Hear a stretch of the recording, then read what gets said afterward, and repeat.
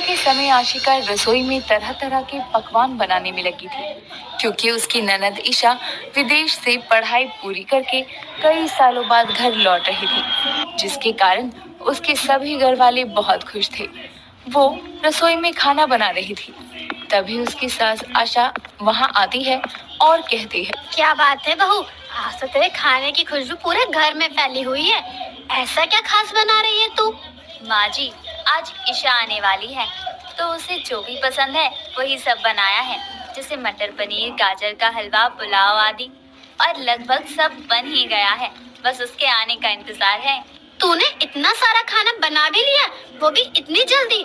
मुझे तो यकीन ही नहीं हो रहा। मुझे नहीं पता था कि तुझे तेरी ननद के आने की इतनी खुशी है।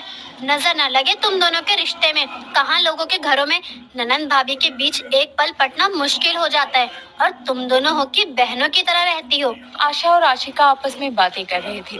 तभी उसका पति अनूप ईशा को लेकर घर आता है और दरवाजे से ही अपने घर वालों को आवाज देता है, जिसकी आवाज सुनकर आशिका हाथों में आरती की थाली लिए आती है और ईशा की आरती उतारने लगती है।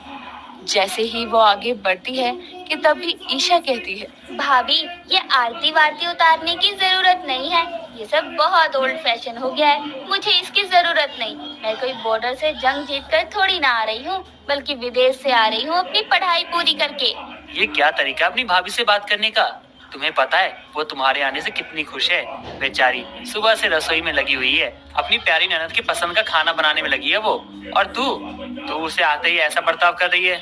ब्रो, अब मैंने तो भाभी से कहा ही नहीं था कि मेरी पसंद की चीजें बनाएं। न ही मैंने इन्हें आरती उतारने के लिए बोला था।